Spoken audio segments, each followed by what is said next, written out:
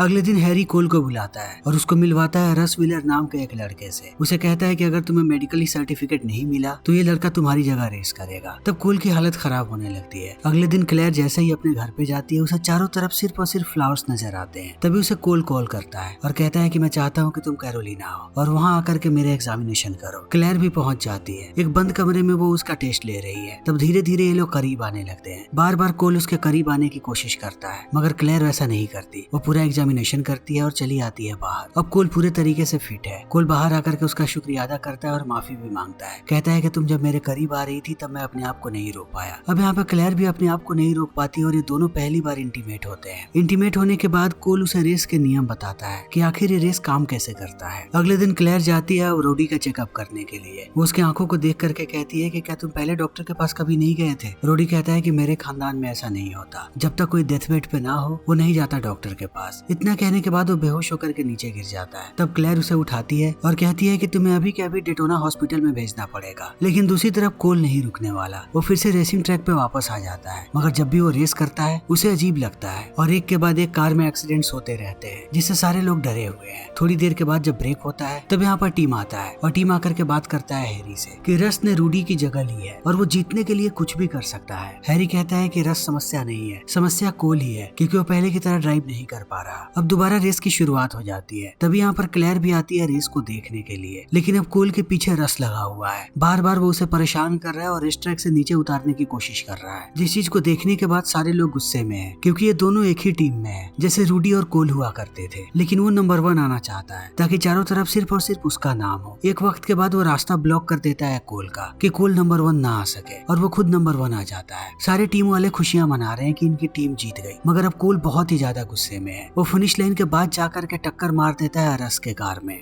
इस चीज को देखने के बाद अब टीम भड़क जाता है। टीम और हैरी के बीच में अब लड़ाई हो रही है। इनकी पूरी की पूरी टीम बिखर चुकी है। ये लोग 2 हिस्सों में बट गए हैं। टीम यहाँ तक कहता है कि वो रेस से बाहर निकाल देगा कोल को। दूसरी तरफ कोल क्लेयर को छोड़ने जाता है, मगर रास्ते में एक टैक्सी ड्राइवर टक्कर मारता है उसकी कार में और उससे बदतमीजी करने लगता है। तो वो उसके साथ भी रेस लगाता है। वो बहुत ही रैश ड्राइविंग कर रहा है। इस चीज को देखने के बाद क्लेयर भड़क जाती है और चलती गाड़ी से उतरने का कोशिश करती है। तब उसे रोक देता है कोल। बाहर आने के बाद क्लेयर उससे कहती है कि तुम्हारी यही दिक्कत है, तुम्हें कोई गाड़ी चलाने के लिए नहीं देना चाहिए। न तुम्हारा कंट्रोल तुम्हारे ऊपर है और न ही गाड़ी के ऊपर। जिस दिन तुमने अपने ऊपर कंट्रोल कर लिया उस दिन तुम सारे मैचेस जीतोगे। इतना कह के वो चली जाती है। तब कोल सीधा पहुंचता है रूडी के घर पे और उसे कहता है कि तुम्हें हॉस्पिटल चलना पड़ेगा। मैं नहीं चाहता कि रस जैसा आदमी ड्राइविंग करे, वो तुम्हारी जगह नहीं ले सकता। तब रूडी चला आता है हॉस्पिटल। क्लेयर जब बाहर आती है तब कोल उससे पूछता है कि क्या रूडी रेस कर सकता है। वो कहती है कि नहीं, तुम्हें वो लोग अंदर बुला रहे हैं, हमारे सीनियर डॉक्टर आए हुए हैं। सीनियर डॉक्टर अब यहाँ पे सारी बातें समझाता है कोल को कि रूडी की हालत बहुत ही खराब है। रेस तो छोड़ो, अगर उसे जिंदा रहना है तो हमें उसकी सर्जरी करनी पड़ेगी। उसके ब्रेन में एक ब्लड वेसल है जिसे हमें निकालना पड़ेगा। तब रूडी कहता है कि उसे बात करनी है कोल से। वो कोल को कहता है कि अब तुम्हें मेरी गाड़ी चलानी पड़ेगी, मैं चाहता हूँ कि तुम मेरी कार चलाओ। कोल कहता है कि मैं कुछ समझा नहीं। रूडी कहता है कि मैंने स्पॉन्सर स्पॉन्सर से पैसे लिए हैं। अगर रेस ट्रैक पे मेरी कार नहीं दिखी तो सारे पैसे छिन जाएंगे और मेरी फैमिली निस्तो नाबूद हो जाएगी और मैं ऐसा नहीं चाहता। कोल कहता है कि आखिर तुम मुझे ये कार चलाने देना क्यों चाहते हो? तब वो कहता है क्योंकि मैं तुम्हें जानता हूँ, तुम बेस्ट ड्राइवर हो, इसीलिए मैं तुमसे जलता था, इसीलिए मैं तुम्हें अपना राइवल मानता था। अब जाओ और जाकर के तैयारी करो। तब कोल यहाँ से निकल करके सीधा हैरी के पास पहुँचता है क्योंकि हैरी भी रेस छोड़ चुका है। उस आखिरी हादसे के बाद वो उसे मनाने लगता है और कहता है कि इस बार मैं रूडी की कार चलाना चाहता हूँ। हैरी कहता है कि अगर तुम एक बार और रेस ट्रैक पे वापस गए तो कहीं जिंदा भी नहीं बचोगे, क्योंकि मुझे ये बात पता है। वो बक के फादर के बारे में बताता है जिनकी मौत हुई थी। वो कहता है कि वो भी बिल्कुल तुम्हारी तरह थे। मैंने उन्हें मशीन के बारे में पहले ही आगाह किया था, लेकिन वो नहीं माना। कोल कहता है कि मैं अपने लिए नहीं बल्कि रूडी के लिए करना चाहता हूँ और तुम भी उसके लिए करो। इन बातों को सुनने के बाद हैरी थोड़ी देर सोचता है और कहता है कि इस गाड़ी को फिर मैं अपने तरीके से बनाऊंगा। मुझे रूडी के गाड़ी में दूसरे इंजन डालने हैं। कोल मान जाता है। देखते ही देखते रेस का दिन आ जाता है। सब तैयारी कर रहे हैं। ये डेटोना 500 का फाइनल है। तभी क्लेयर मिलने आती है कोल से। कोल कहता है कि मैंने अपनी पूरी जिंदगी किसी पे भरोसा नहीं किया, लेकिन अब मुझे अपने आप पे भरोसा करना पड़ेगा। मैं बस एक ही चीज जानता हूँ कि मेरा एक ही काम है और वो है गाड़ी तेज भगाना, और वो मुझसे बेहतर कोई नहीं कर सकता। मैं वही करूंगा। इन बातों को सुनने के बाद क्लेयर कहती है कि मुझे समझ में नहीं आ रहा कि मैं तुम्हें कैसे देख पाऊंगी रेस में जब तुम अपनी जान से खेलोगे। तभी हम देखते हैं कि रूडी भी रेस को देखने आया हुआ है। जैसे ही टीम आता है रूडी के कार के पास, उसकी नजर पड़ती है नए इंजन पे। वो हैरी की तरफ देखता है मगर उसे कुछ नहीं बोलता। वो चाहता तो ऑब्जेक्शन उठा सकता था मगर वो ऐसा नहीं करता क्योंकि टीम चाहता है कि रस इस रेस को जीते। रस अब फेवरेट बन चुका है। वो जिस तरीके से गाड़ियां चला रहा है सब उसे देख करके दंग रह चुके हैं। वो बहुत ही रैश ड्राइविंग करता है और अब सबको पता है कि उसके और कोल के बीच में टक्कर होने वाली है। ये दोनों भले ही एक टीम के लिए खेले मगर दोनों में अब जंग होगी नंबर 1 आने के लिए। देखते ही देखते रेस की शुरुआत हो जाती है। सारी गाड़ियां चलने लगती हैं। रस सबसे आगे जा रहा है मगर आज कोल नहीं रुकने वाला। वो जिस तरीके से गाड़ी भगाता है सब उसे देख करके दंग रह जाते हैं। हैरी बार बार उसे इंस्ट्रक्शन देने की कोशिश कर रहा है मगर वो किसी बात को नहीं सुन रहा। उसे बस तेज भगाना है। वो 2 गाड़ियों के बीच से निकलता है जिसे देख करके और भी लोग दंग रह जाते हैं। एक वक्त के बाद हैरी भी इस बात को समझ जाता है कि आज कोई भी नहीं रोक सकता कोल को। कोल अब परेशान कर रहा है रस को। तब रस फिर से दिमाग लगाता है। वो हर चीज इलीगल तरीके से करना चाहता है। वो अलग अलग तरीके की पैंतरेबाजी करता है मगर आज उसकी कोई भी पैंतरेबाजी नहीं चलने वाली है कोल पे। एक वक्त के बाद कोल उसे ट्रैक से नीचे करता है और जीत जाता है डेटोना 500। इस चीज को देखते ही सारे लोग पागलों की तरह चिल्लाते हैं और अपने नए चैंपियन का स्वागत करते हैं। कोल चारों तरफ देखता है मगर उसे हैरी कहीं भी नजर नहीं आता। तब वो भाग करके आता है हैरी के पास और उससे कहता है कि तुम यहाँ पे क्या कर रहे हो। फिर वो देखता है कि हैरी रो रहा है। कोल जब उससे पूछता है तो हैरी कहता है कि मुझे भरोसा नहीं था कि हम लोग इस रेस को जीतेंगे। फिर ये दोनों मजाक करना शुरू कर देते हैं और एक दूसरे के पीछे भागते हैं और ये फिल्म यहीं पर खत्म हो जाती है। तो दोस्तों हमारी आज की ये वीडियो यहीं पर खत्म होती है। अगर आपको हमारी ये वीडियो पसंद आई हो तो इसे लाइक करें, शेयर करें और चैनल को सब्सक्राइब करें। Thank you.